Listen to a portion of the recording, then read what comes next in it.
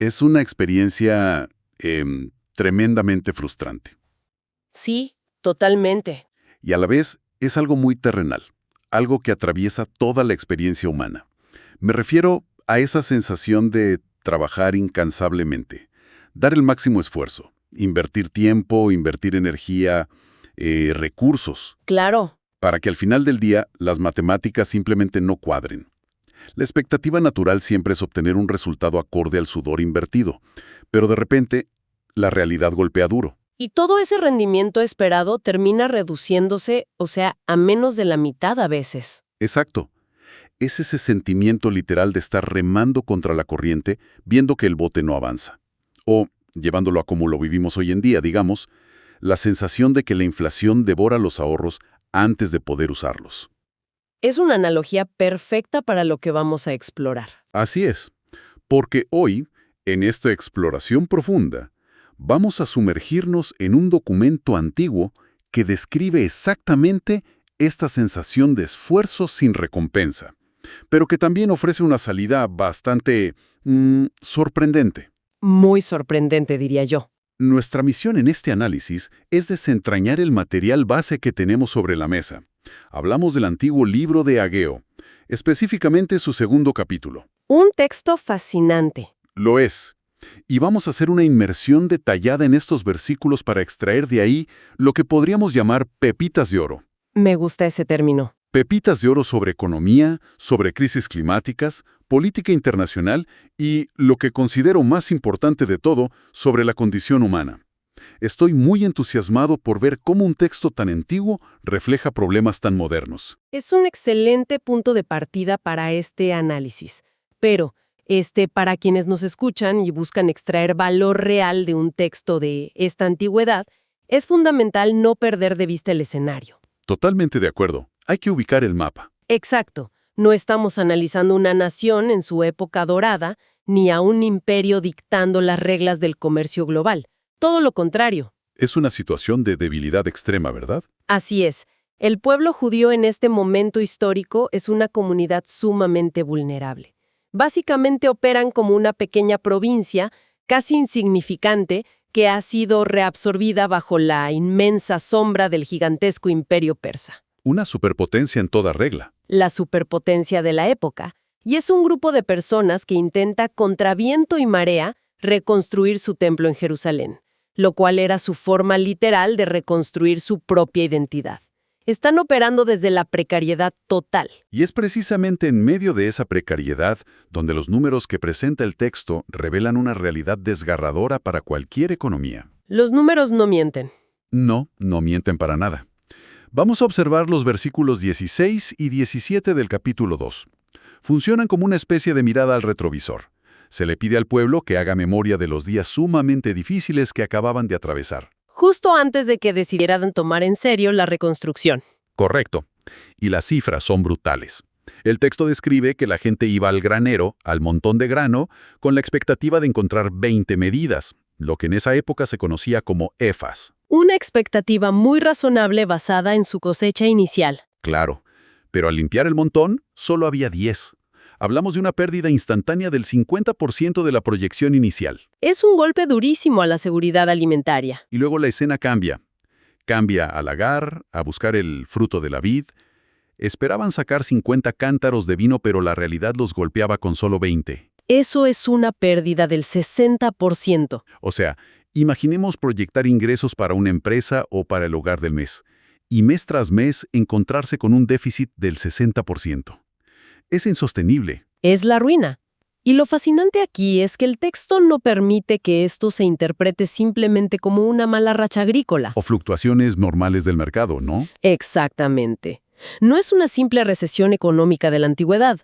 Aquí es donde la narrativa revela algo mucho más profundo. En el versículo 17 se declara explícitamente que esos desastres climáticos, los cuales arruinaban sus cosechas de manera sistemática, eran un juicio directo. Una intervención divina directa sobre su economía. Así es. Se mencionan 3 azotes específicos de la naturaleza, y cada uno ataca de una manera muy particular. Primero, el viento solano. Ese suena devastador. Lo es. Este es un viento del este extremadamente seco y abrasador.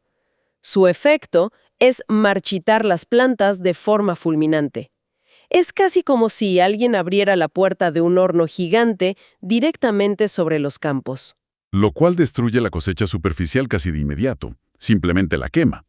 Pero el texto no se detiene ahí, por supuesto. En absoluto. El segundo azote mencionado es el tizoncillo. Se trata de un hongo, una plaga similar al mildiu, que opera de forma silenciosa. O sea, el enemigo invisible. Exacto. Pudre el grano desde adentro, incluso antes de que el agricultor pueda darse cuenta de que la cosecha está arruinada. Tremendo. Y para culminar esta devastación, el tercer azote es el granizo. Son tormentas violentas que venían a aplastar físicamente y destruir lo poco que había logrado sobrevivir al viento y al hongo. Es decir, un ataque coordinado desde múltiples frentes. El clima, las plagas y la fuerza física de la tormenta. El objetivo de esta intervención era demostrar de la manera más palpable posible que el ser humano no tiene el control absoluto de su entorno, sin importar cuánto trabaje o cuánto se esfuerce. Bueno, vamos a desempacar esto. Porque en medio de esta crisis agrícola y económica, llegamos a la frase que me parece la más trágica de todo este pasaje. Es una línea muy reveladora. Lo es, después de describir la pérdida del 60% y los 3 azotes, el versículo dice, y cito, «Mas no os convertisteis a mí». Toda esta crisis funcionaba como un megáfono gigantesco de la naturaleza. Era una alerta roja del tamaño del cielo. Pero el propósito falló inicialmente. Falló por completo. La respuesta de la gente fue, seguramente, quejarse de la economía, frustrarse por la falta de vino, buscar culpables políticos locales y, paradójicamente, esforzarse el doble en el campo, en lugar de detenerse a buscar la causa espiritual detrás de la escasez. Es un retrato perfecto de la obstinación humana, la verdad. Atravesar un dolor intenso, sufrir pérdidas masivas y aún así negarse a aprender la lección subyacente. El texto es muy cuidadoso en mostrar que el objetivo de esta escasez no era un castigo vindicativo. No era destruir por destruir. Para nada. Era un llamado de atención.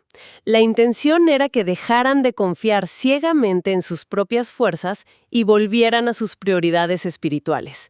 Y notemos el inmenso contraste que se presenta un par de versículos más adelante. En el 19... Ah, sí, el giro argumental. Exacto. En el momento en que este pueblo finalmente escucha, reflexiona y decide poner la reconstrucción del templo y su relación con lo divino en primer lugar, la escasez se detiene en seco. Hay una promesa contundente. Desde este día os bendeciré. Es radical. No hubo un proceso gradual de recuperación económica, un plan a 5 años. No. En el instante exacto en que ocurre el cambio interno, el ciclo de ruina externa se rompe. Un giro narrativo tremendo. Pero hablando de ese estado interno versus el externo, hay una sección en este material que introduce un examen legal bastante peculiar, en los versículos 12 y 13. La prueba de las leyes de pureza. Esa misma. Antes de llegar a la conclusión del versículo 14, se presenta una especie de interrogatorio sobre estas leyes. Para quienes leen esto hoy en día, parece un tecnicismo antiguo o algo muy ritualista, pero en realidad establece una regla fundamental sobre cómo funciona la santidad frente a la contaminación. ¿Cómo operaba esta dinámica exactamente en ese contexto? Es una asimetría vital para entender el mensaje completo de la obra. El profeta le hace una prueba de conocimiento a los sacerdotes basándose en la ley. La primera regla que establecen, de forma muy clara, es que la santidad no es contagiosa. No se pega por contacto. Exacto. Pongámoslo en términos simples. Si alguien lleva algo sagrado, como carne de un sacrificio, en el pliegue de su ropa, y con esa misma ropa roza un trozo de pan o cualquier objeto común de la calle, ese objeto no se vuelve santo mágicamente por el contacto. Entiendo. La santidad requiere un estado, un proceso dedicado. No se transfiere por simple cercanía o por un roce accidental. O sea, a ver si entiendo el contraste con la segunda regla. Si pensamos en términos modernos, si yo tengo las manos perfectamente limpias e impolutas, recién lavadas, y toco una pared cubierta de grasa y suciedad profunda, la pared no se limpia mágicamente. Sin embargo, mis manos sí se ensucian. Esa es una analogía perfecta para la segunda premisa legal que discuten. Misma dinámica. La suciedad es altamente contagiosa, Pero la limpieza no lo es en absoluto. Tal cual. La impureza, bajo esta ley antigua, es extremadamente contagiosa. Si una persona que ha adquirido impureza ritual toca cualquier cosa, inmediatamente esa cosa, por más limpia que estuviera previamente, se vuelve impura. La transmisión del daño es automática. Y la aplicación de esta regla asimétrica a la vida real del pueblo es durísima. En el texto, cuando leo el versículo 14, la evaluación final cae como un yunque sobre ellos. Es una sentencia severa. Dice, así es este pueblo y esta nación delante de mí. Y asimismo toda obra de sus manos, y todo lo que aquí ofrecen es inmundo. Resulta chocante porque estamos hablando de personas que literalmente estaban construyendo un templo. Estaban en medio de la obra sagrada. Sí, estaban haciendo el trabajo religioso, poniendo ladrillos, invirtiendo su tiempo en una obra sagrada de reconstrucción, y aún así la respuesta es un rechazo total y categórico. Si conectamos esto con el panorama general, la profundidad de la lección es abrumadora. El pueblo había caído en una trampa muy común en cualquier época. Creer que la acción externa los salva. Precisamente, creer que el simple acto mecánico de construir un edificio religioso o el hecho de estar geográficamente habitando en Tierra Santa los convertía automáticamente en personas justas o intocables. Pensaban que la santidad del proyecto arquitectónico se les iba a pegar por ósmosis. Igual que en la primera regla que discutimos, creían en el contagio mágico de lo bueno. Pero se les aclara que el trabajo externo nunca puede limpiar un corazón que ha sido descuidado en lo íntimo. Una persona con prioridades egoístas no se santifica simplemente por donar a una obra de caridad o por participar pasivamente en un rito. Pero lo verdaderamente alarmante es la inversa de esa regla. Una persona con malas intenciones, según esta ley de contaminación que acabamos de ver, sí tiene el poder de manchar y contaminar las buenas obras que realiza. Es que esa es la clave. Por eso la declaración contundente de que todo lo que aquí ofrecen es inmundo. Ellos operaban bajo la ilusión de que el rito y el sudor cubrirían su negligencia ética y espiritual. Este texto exige una introspección inmensa, recordando a la audiencia que el valor de las obras es dictado por el estado del corazón de quien las ejecuta, no por la pura apariencia de la obra en sí misma. Es una confrontación que francamente no deja ningún espacio para la hipocresía. Ahora, justo después de este duro llamado de atención sobre la pureza y la moral, el texto hace un pivote radical. Un cambio de tono dramático. Pasamos de mirar el polvo de los cimientos del templo a mirar las estrellas directamente. En el versículo 6 se lanza una promesa que suena casi a ciencia ficción para las personas de la época. Dice, de aquí a poco yo haré temblar los cielos y la tierra. Y luego, en los versículos 21 y 22, este temblor cósmico se aterriza en un contexto sumamente político, dirigido específicamente al gobernador de Judá, un hombre llamado Zorobabel. Y para dimensionar esa promesa, hay que volver a la vulnerabilidad que mencionamos al inicio de este análisis. Zorobabel no era un gran emperador con un ejército formidable. ¿Era casi un burócrata de bajo nivel en el gran esquema? No. Sí, era el administrador de una provincia diminuta que respondía directamente al imperio persa.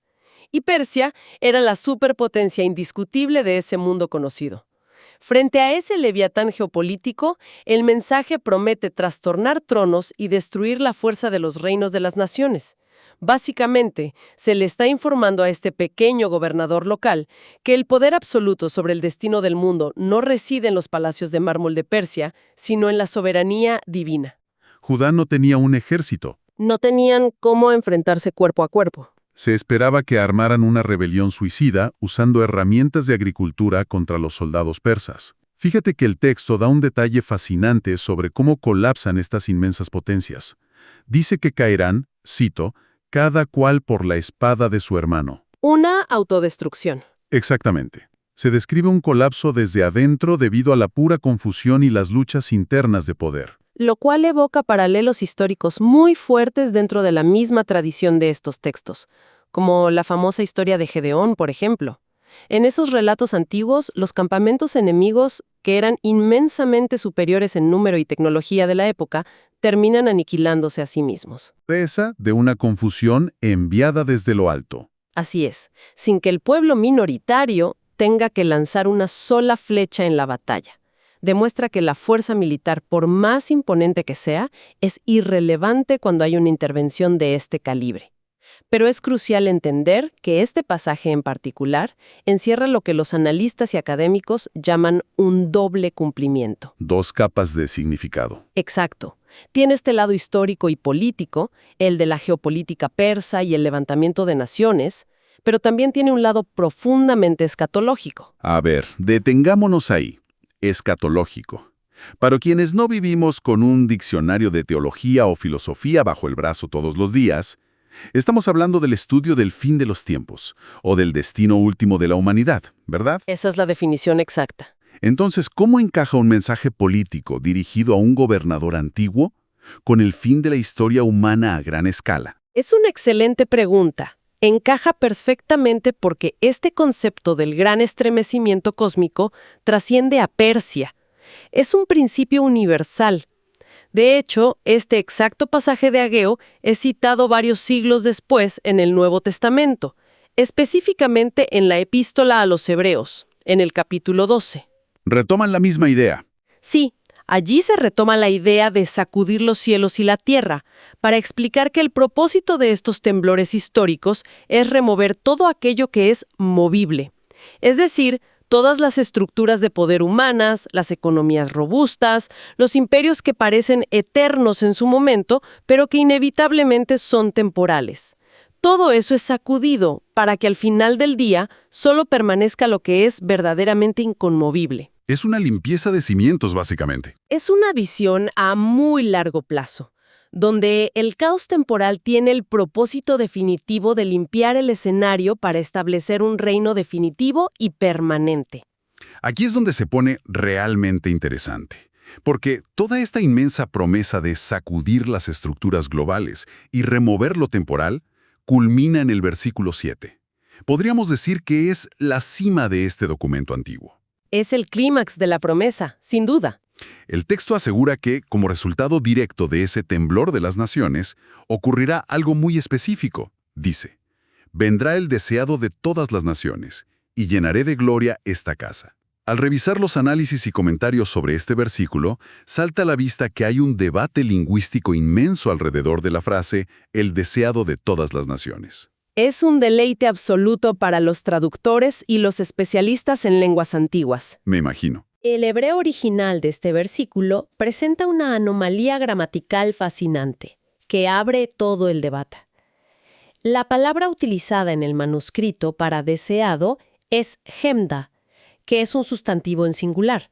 Sin embargo, el verbo que la acompaña en la oración, la acción de venir, está conjugado en plural. Un sustantivo singular con un verbo plural.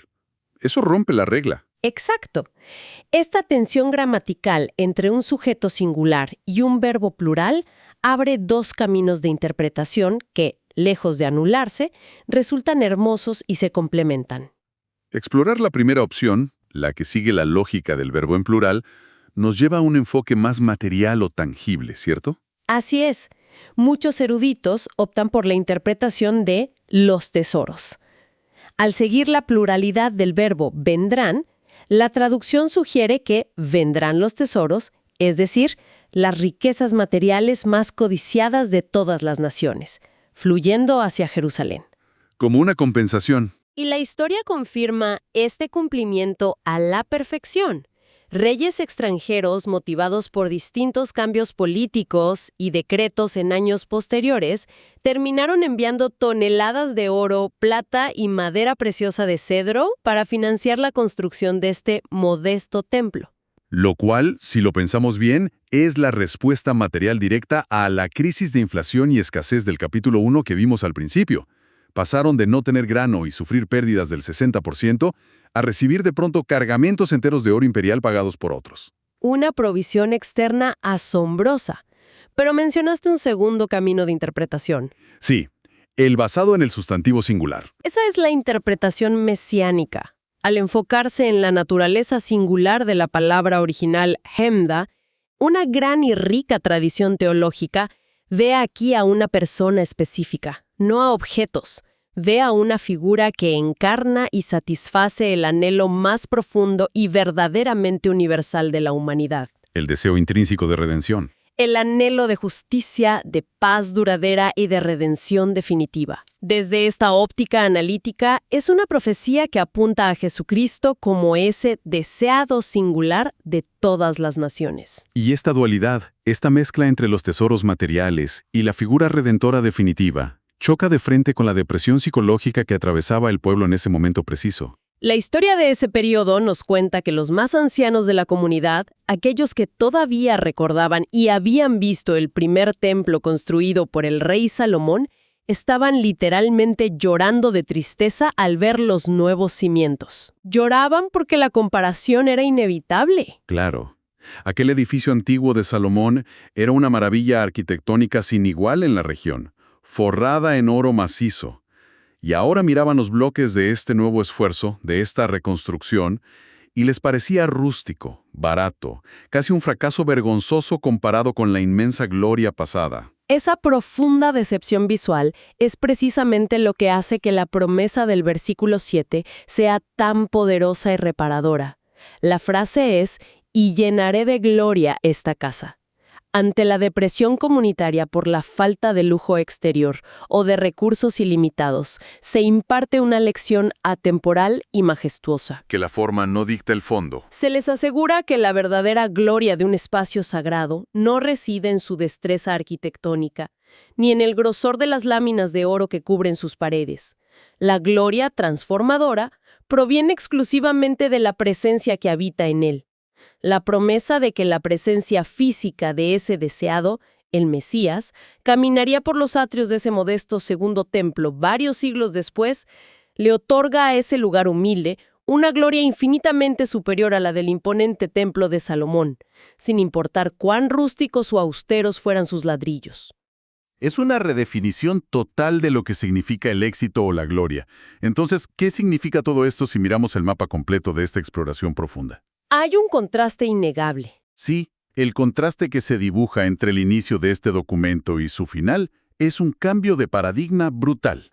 En el primer capítulo, vimos a una sociedad entera corriendo ciegamente en la rueda del hámster, persiguiendo su propia estabilidad, preocupándose exclusivamente por sus propios intereses financieros e ignorando las señales climáticas. El famoso saco roto. Exacto. El resultado de todo ese esfuerzo centrado en sí mismos. Cuentas que no cuadraban a fin de mes, un déficit asombroso del 60% y recursos que se esfumaban en el aire como si se guardaran en un saco con agujeros. Pero, al avanzar al segundo capítulo, observamos una inversión total de la realidad. Cuando la comunidad reajusta sus prioridades hacia lo interno, hacia la ética y lo espiritual, la dinámica entera del esfuerzo cambia radicalmente. Ya no están remando contra la marea divina. Ya no tienen que exprimir la tierra estéril para sobrevivir a duras penas. La promesa es que el escenario global entero, los cielos, la tierra y las naciones poderosas, serán sacudidos y reorganizados para que los recursos necesarios y la verdadera gloria fluyan hacia ellos, sin ese desgaste autodestructivo. Es el paso trascendental de la frustración por el esfuerzo inútil a la paz de una provisión que trasciende por mucho el control humano. Esto plantea una pregunta importante para la mentalidad moderna. Porque estas dinámicas, aunque plasmadas en pergaminos hace miles de años, siguen operando silenciosamente en el trasfondo de la experiencia humana contemporánea. Las lecciones no han caducado. Para nada. Nos recuerdan, de manera sumamente vívida, que nuestra capacidad de control es, en gran medida, una ilusión temporal.